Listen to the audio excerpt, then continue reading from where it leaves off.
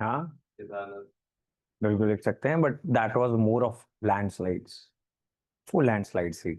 मुंबई, चेन्नई, बेंगलुरु, ये फ्लडिंग है। Flooding coastal area पे हो गई जो शहर। नहीं, नहीं, शहरों में फ्लडिंग, फ्लडिंग फ्लडिंग है। एक तो अर्बन फ्लडिंग में अर्बन होना चाहिए और फ्लडिंग होनी चाहिए, है ना।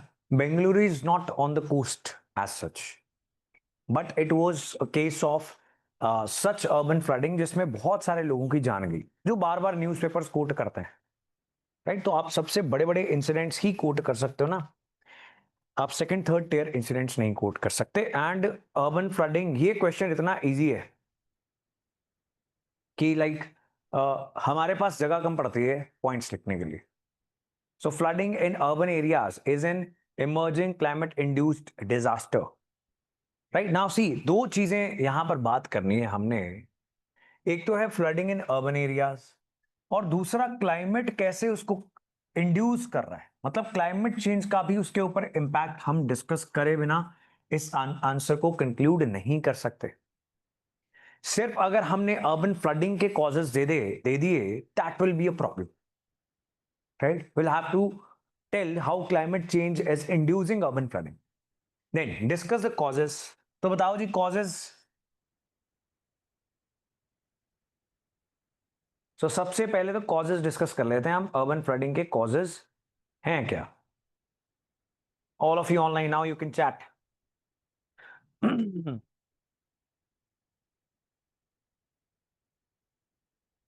encroachment of water bodies,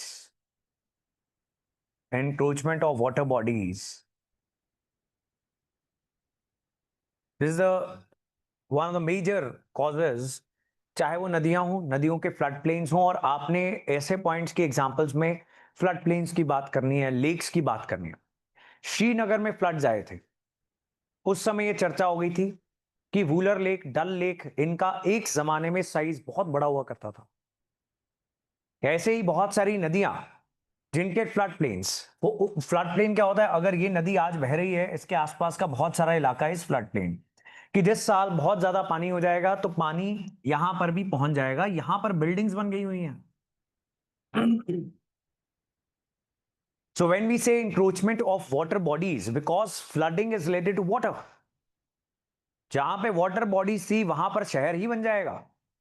Someday water body is going to reclaim its place। Bengaluru floods में भी यही देखा गया था, चेन्नई के फ्लड्स में भी यही देखा गया था, right. Number two, concretization of cities, concretization of cities, erratic rainfall as a result of climate change, right. अब क्लाइमेट चेंज वाली बात नहीं करेंगे तो हमारा आंसर अधूरा हो जाएगा, और ये एक बड़ा कॉज है, not exactly related to flooding ना, urban heat island. So now see, concretization leads to what, inadequate drainage और परमिएशन, यानी ग्राउंड वाटर रिचार्ज नहीं हो पा रहा, पानी नीचे जा ही नहीं पा रहा। हमने शहरों के अंदर बिल्डिंग्स, रोड्स, पेवमेंट्स, ये बना बना के कोई जगह ही नहीं छोड़ी है कि पानी नीचे जा पाए। पानी की एब्जॉर्प्शन कैपेसिटी ही नहीं है, right. Poor urban infrastructure, poor urban infrastructure, so municipal bodies they failed to put up the drainage systems, and उसकी मेंटेनेंस भी नहीं हो पा रही है। एराटिक रेनफॉल क्या करती है, because of climate change this has increased, कि बहुत समय में जो बरसात होनी होती है बहुत कम समय में हो जाती है, और बहुत कम जियोग्राफिकल एरिया में हो जाती है। उस इलाके की वाटर बॉडीज एनक्रोच हैं, पानी नीचे जाएगा नहीं। अर्बन प्लानिंग जो होनी थी, लाइक जिसको हम बोल देते हैं रोड जालियां या ड्रेनेज सिस्टम की जो टोटल कैपेसिटी है, it's not good enough to take that load of water during the day, और इसमें इरेटिक रेनफॉल हो जाएगा, so it is going to lead to flooding. Erratic rainfall में क्लाउड बर्स्ट।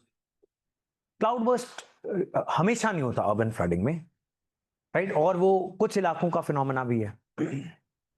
आप पहाड़ों के बारे में सुनोगे बादल फट गया, बेंगलोर के बारे में आप बिना बादल फटे ही बार सुन लोगे। सिमिलरली मुंबई, अब मुंबई चेन्नई फ्लड्स में क्या हुआ था, बहुत लोग मर गए थे, ठीक बात है, इसलिए वो सबसे बड़ी एग्जांपल्स हैं। और जब मुंबई और चेन्नई में फ्लडिंग हुई थी उसके बाद यूपीएससी में क्वेश्चंस आए थे, एंड देन अगेन बेंगलुरु में फ्लडिंग हुई थी अभी रिसेंटली, एक बार फिर से क्वेश्चन आ गया, पिछले साल का ही ये क्वेश्चन है, ठीक बात है जी। एंड सी, एक तो हमें कॉजेस डिस्कस करने हैं, features of two such major floods in the last 2 decades, मतलब आप उन इलाकों के लोकलाइज्ड क्या कारण बने वो बता दोगे। तो अगेन न्यूज़पेपर के अलावा सवाल ही पैदा नहीं होता कि ये वाला आंसर आप अच्छे से एड्रेस कर दो, नहीं ना कर सकते, पॉसिबल ही नहीं है, right. So mention the features of two such major floods in the last 2 decades in India. So उन्होंने भी 2 decades की बात कही है, तो बड़े बड़े फ्लड्स एक्सपेक्ट किए जाएंगे। Describe the policies and frameworks in India that aim at tackling such floods. Now see, national disaster management agency की आप बात कर लोगे इसमें, obviously smart cities mission, then Amrut, इसमें भी अर्बन इंफ्रास्ट्रक्चर की ही बात थी ना। You can also take it to green India mission because we are putting up trees in the cities as well. Urban forestry के लिए जो पॉलिसी है, नगर वन योजना, ये सारा कुछ फ्लड को बचाएगा कि नहीं बचाएगा? एक पेड़ ना मां के नाम, राइट। सो मतलब तीनों सेक्शंस के लिए एड्रेस करने वाली इतनी सारी चीजें हैं कि हम 4 से ज्यादा पॉइंट लिख भी नहीं सकते, सही बात है कि नहीं। हेडिंग लिखेंगे और एक्सप्लेनेशन देंगे, तो अगर एक पार्ट ऑफ द क्वेश्चन को आप बहुत ज्यादा एड्रेस करने लग जाते हो तो कहीं ना कहीं आपका आंसर वीक रहेगा, that should not be happen, ठीक बात है जी। Now let's see the model answer, but ये पॉइंट्स आपने याद रखने हैं, ये सबसे रेलेवेंट पॉइंट्स हैं। अब introduction can be anything, urban flooding के बारे में होनी चाहिए, एकदम आउट ऑफ द कंटेक्स्ट जाके हमने नहीं बात करनी है। इंट्रोडक्शन और कंक्लूजन में बहुत सिंपली आप क्या करते हो, बहुत कुछ बहुत कम शब्दों में बोलते हो, राइट, जिसके लिए आपको कॉमास डालने पड़ेंगे। जो पिछली भी आंसर राइटिंग क्लासेस हैं उसमें भी मैं आपको यही पैटर्न नोटिस करवा रहा हूं। For example, urban flooding has emerged as a significant climate-induced disaster in India, driven by erratic weather patterns and unplanned urban growth. तो यहीं पर आपने 2 causes दे दिए। Unlike riverine floods, urban flooding disrupts densely populated areas, causing severe economic, infrastructure, human losses. So this is nice introduction. Why is that? Because आप उस challenge को discuss कर रहे हो कि क्या नुकसान कर रहा है अर्बन फ्लडिंग, राइट। इंट्रोडक्शन, किसी बात की भूमिका देना। So this is a disaster, you are always going to have a sombre tone, मतलब दुखी बात करोगे आप स्टार्टिंग में, करोगे कि नहीं करोगे। सो यहां पर प्रॉब्लम क्या है कि अर्बन फ्लडिंग में इतनी डेंसली पॉपुलेटेड को ये चीज इंपैक्ट करती है कि नुकसान बहुत ज्यादा होता है, राइट। अब ये कुछ ऑप्शंस हैं। Third option of introduction, cities are the engines of economic growth. Unplanned urbanization, erratic weather patterns, and failure of urban local bodies leads to huge losses of lives and properties in the engines of economic growth, which is not sustainable for the size of economy that India is. Any such thing. ठीक बात है। तो मतलब if you are new to answer writing, there is no hard and fast rule कि introduction में क्या लिखना है। It is a creative thing, but it should be relevant. ये बात समझ रहे हो? यस और नो? राइट। सो अब कॉजेस पे आ जाते हैं जी। Climate change, obviously, unplanned urbanization. अब बड़ी सिंपल सी बात है, पुअर ड्रेनेज इंफ्रास्ट्रक्चर, हमने ये लिख दिया। Loss of permeable surfaces, now concretization और loss of permeable surfaces one and the same thing, ठीक बात है। मतलब इतनी वोकैबुलरी नहीं आपको यूज करनी, तो हमने स्टार्टिंग में सारा कुछ मैनेज कर लिया। Solid waste management, right. Now देखो, अब इतनी आगे जाने की जरूरत नहीं है, लिक्विड वेस्ट मैनेजमेंट भी लिख सकते हैं फिर तो, है ना। बट एनीवे ऑप्शंस हैं बहुत सारे, let's just stick to multiple points, आप कुल मिला के आपके पास 7-8 पॉइंट है। आपको जो सबसे रेलिवेंट लगे आप वो वाले यूज कर सकते हो। My recommendation is start reading newspapers in a very consistent manner, और न्यूज़पेपर्स आपको आंसर राइटिंग बहुत आसान बना देंगे। ठीक बात है जी। Causes are enough. Major floods Mumbai,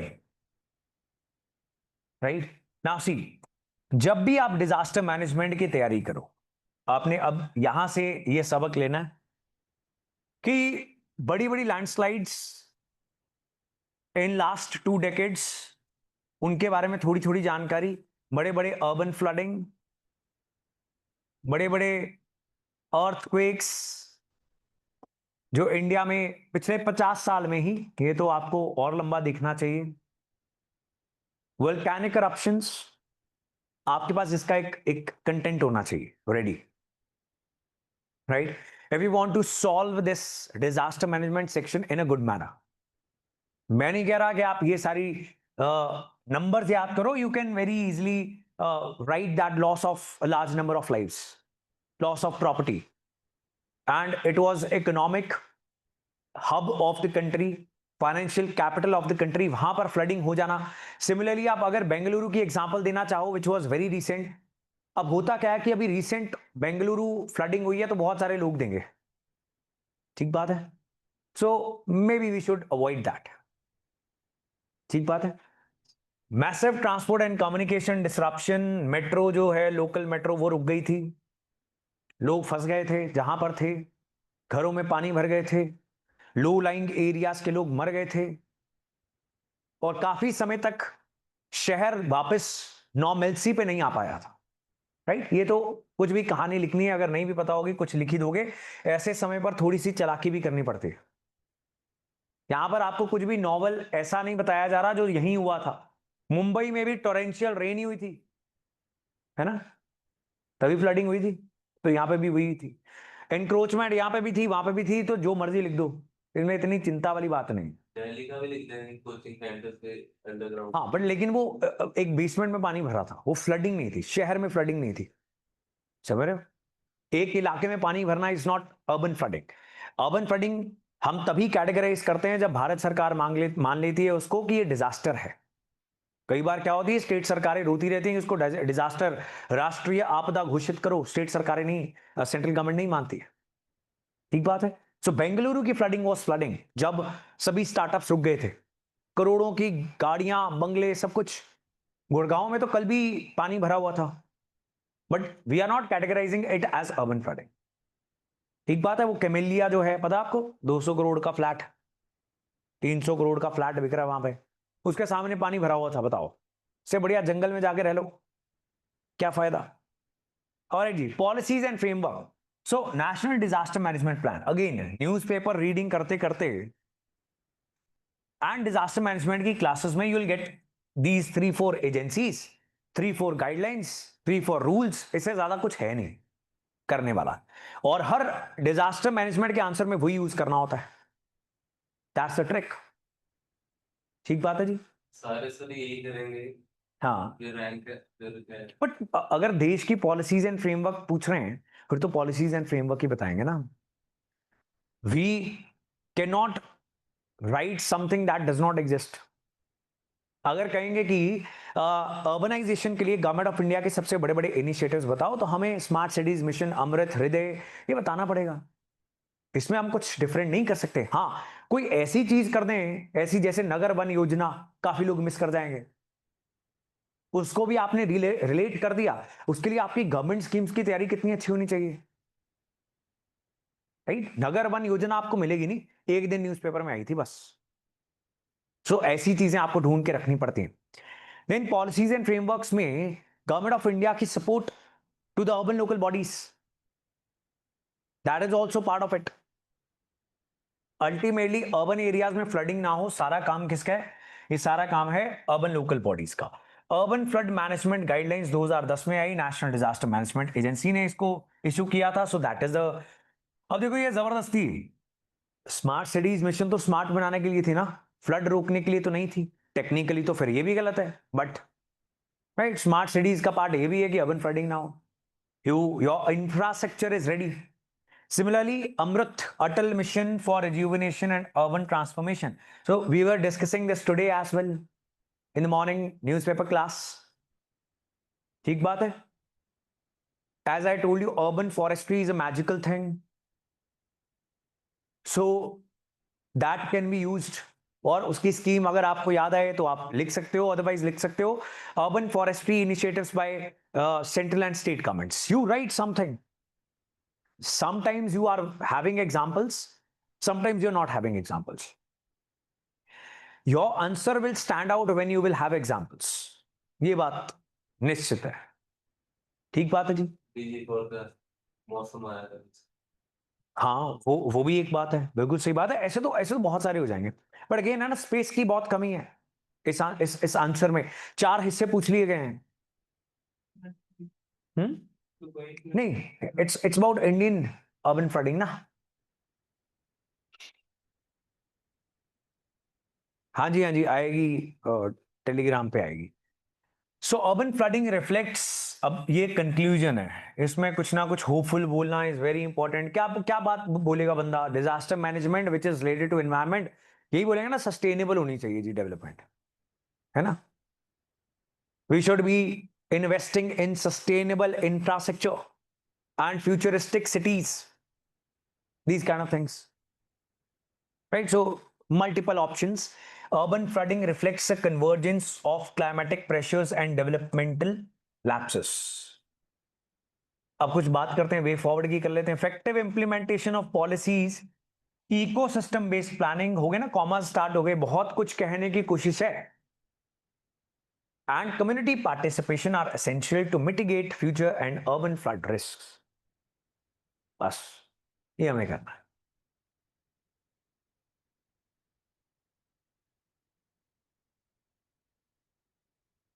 हाँ, पंजाब हरियाणा वाले फ्लड्स छोटे फ्लड्स थे. अब देखो, क्वेश्चन से ना हिंट लेना पड़ता है हमें. आपने कर दिया, अब टेक्निकली गलत नहीं है, but when they are saying ना इन द लास्ट 2 डेकेड्स, उन्होंने बहुत लंबी विंडो ऑफ टाइम दी है. तो सबसे बड़े बड़े फ्लड्स जिन्होंने हैवक क्रिएट कर दिया था, एकदम धज्जियां उड़ा दी शहर की, परिवार के परिवार बर्बाद कर दिए. अगर लैंडस्लाइड की बात होती तो हम केदारनाथ पहुंच जाते, वायनाथ पहुंच जाते. मुंबई वाले फ्लड से बड़ा आई डोंट थिंक कोई फ्लड था, and it was not expected. वो वहां से ही पैटर्न स्टार्ट हुआ था शहरों में फ्लडिंग का. उससे पहले तो शहर ही नहीं थे. वो इम्पैक्ट बहुत है. बिल्कुल बिल्कुल. एंड आप देखो, सबसे बड़े शहरों में फ्लडिंग होती है. मुंबई, चेन्नई, बेंगलुरु, बिकॉज उतनी ही कंक्रीटाइजेशन हो चुकी है. ग्रीन स्पेसेस तक खत्म होना भी एक फैक्टर है अर्बन फ्लडिंग का. There are no green spaces in villages. You won't find this kind of flooding, especially plain इलाकों में, because खेत ही खेत है. वो ग्राउंड वाटर रिचार्ज हो रहा है. जो एक हमारे लिए वरदान था, वो हमने शराब बना लिया शहर को इस तरीके से प्लान करके. ठीक बात है जी. चलिए. So again as I have told you, मेहर स्टार्टिंग में हिस्ट्री वगैरह नहीं डालने की जरूरत है. डिजास्टर मैनेजमेंट का आंसर है, तो वहीं रहेंगे हम. Causes of floods, proximity with the environment. क्या मतलब है इसका? ह्यूमंस आर वही इनक्रोच. बट ठीक है, प्रॉक्सिमिटी का तो मतलब होता है closeness. It is a positive word. तो मतलब हम नेचर के बहुत करीब हैं, उसकी वजह से तो फ्लड नहीं होने चाहिए ना. And why are you leaving this space empty? यहां पे भी लाइन खत्म कर दे रहे हो. पहले क्लोजर बनाया फिर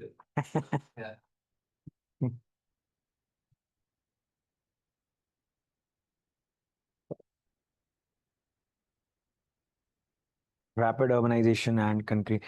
always use the word unplanned urbanisation. इसको रट्टा मार लो. या तो अनप्लान्ड अर्बनाइजेशन लिखोगे या हैपहैज़र्ड लिखोगे.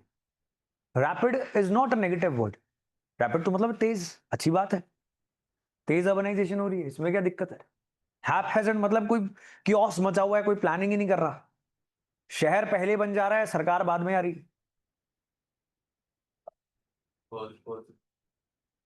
हाँ, that is haphazard. So language is bit immature, है ना? जैसे the more humans will touch nature, again positive, positive बातें करते जा रहे हो। एक्सप्लॉइट नेचर,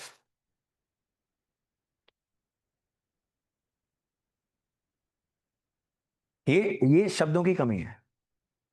ये रीडिंग न्यूज़पेपर करते हुए, एनसीईआरटीज रीड करते हुए, स्टैंडर्ड बुक्स रीड करते करते नेचुरली खत्म हो जाता है। इसके लिए कुछ अलग से नहीं एफर्ट करना पड़ता।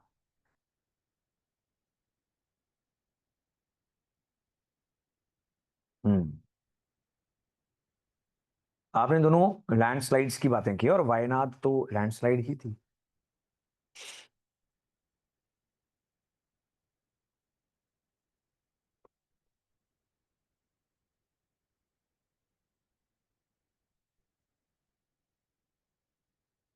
While making notes for urbanization, we must add all these problems. Example, drainage, floods, old age population. Old age population is not in itself urbanization की problem. वो सोसाइटी की प्रॉब्लम जरूर है, एल्डरली पॉपुलेशन, वो demographic population and associated issues में आप लिखोगे elderly population. हाँ, जब आप डिजास्टर, हाँ बिल्कुल, नोट्स ऐसे ही बनते हैं जैसे कि flooding, the folder is disaster management, उसमें है earthquake, volcanoes, floods and so on, right? Miscellaneous like building fire, ये वो ऐसी ऐसी चीजें, इंडस्ट्रियल एक्सीडेंट्स, वो सब मिसलेनियस में डाल देंगे। तो ऐसे ही नोट बनता है।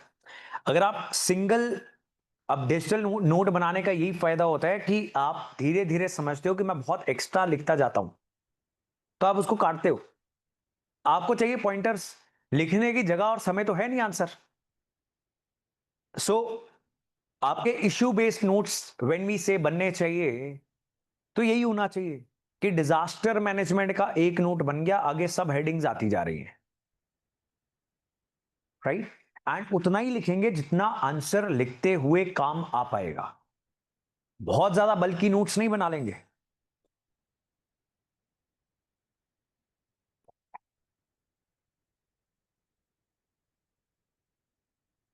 हाँ जी, फ्लो चार्ट्स बिल्कुल डिजाइन कर सकते हैं, बट अभी आपको जो फर्स्ट चीज सीखनी है आंसर राइटिंग में, वो है रेलिवेंस, रेलिवेंट लिखना। ठीक है जी? आप बहुत इरेलीवेंट लिखते हो कॉलेज से जब आते हो, आप पेजेस भरते हो, यहां पे वो नहीं चलता। यहां पे हर एक शब्द उस टॉपिक के लिए रेलिवेंट होना चाहिए, उस क्वेश्चन के लिए रेलिवेंट होना चाहिए।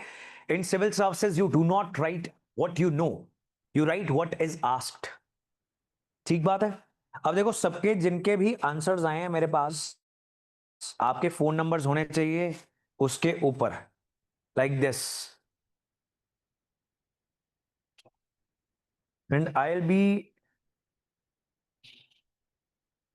sending you your answers evaluation on WhatsApp. So आपने क्या करना है, आपने मुझे WhatsApp पे मैसेज कर देना है your name and your city. For example Riya from Batala, right? And Jalandhar से कौन है, Ishita from Nawa Shahar, and so on. So what I can do is, what I'll do is, I'll just go to my WhatsApp, I'll search your name and your city, मेरे को chat box दिख जाएगा, right? और फिर मैं आपका ऑडियो नोट भेजूंगा कि आपके आंसर में क्या चल रहा है। Is that clear ji?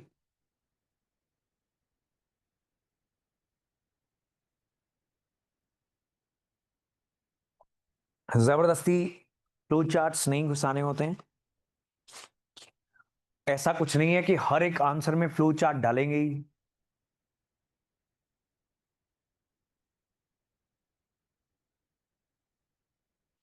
Answer सब में कुछ अलग अलग ही करेगा। Not really. होता क्या है कि 20 आंसर्स में सब में अलग अलग नहीं करना होता, आपका एक स्टैंडर्ड पक जाता है। आप प्रैक्टिस कर करके आदतन introduction 3-4 line, headings very clear, self explanatory, explanations full of examples, government initiatives, examples, right? And flow chart आप क्या करते हो, जैसे पूछा नहीं गया, लेकिन जगह है, टाइम है, तो वे फॉरवर्ड लिखना नहीं है पूरा पूरा, वे फॉरवर्ड करके आपने 4 पॉइंट इस तरीके से कर दिए in a flow chart, you are giving something extra, right? So वो आपका एक पक जाता है, फिर 3-4 लाइन का आप कंक्लूजन लिख देते हो, so that becomes very natural. Some people do that for every single answer. कुछ लोग जो उनका सेट पैटर्न होता है वो हर एक आंसर के लिए करते हैं. आंसर राइटिंग की बहुत ज्यादा टेंशन स्टार्टिंग में आपको नहीं लेनी है, is a gradual process, right? अभी आपको क्या देखना है, आपको प्रीवियस ईयर क्वेश्चंस देखने हैं, सिर्फ क्वेश्चन देखने हैं, आंसर नहीं देखने अभी. 6-8 महीने अगर हो जाएंगे प्रेपरेशन में तो टॉपर्स के आंसर शीट्स उठा के देखनी है आपने, freely available on internet.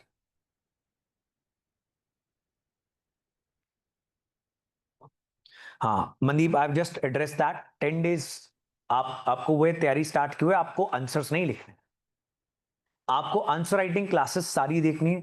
They are available on YouTube as well. यहां पर फ्राइडे को जो आप लिखते हो वो इवेल्युएट होते हैं आंसर्स, वो वाले इवेल्युएट नहीं होते, लेकिन आप आंसर राइटिंग जरूर सीखते हो उससे भी. ठीक बात है जी. एंड क्यू एंड ए में नहीं लिखना होता, चैट सेक्शन में लिखना होता है सारा कुछ. How can I revise the topic so I remember it while writing? Keep one day in a week for revision of whatever you've done in the last 7 days, last 6 days.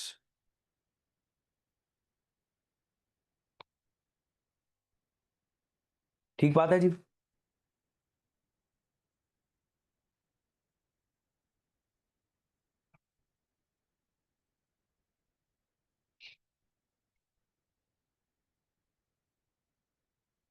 Sneha, आपको कितना time हुआ है preparation करते हुए? Do we have Sneha?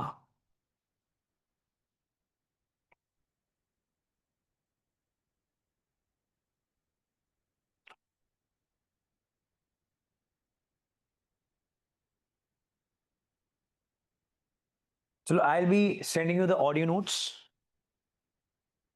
सो उसको आप देखना.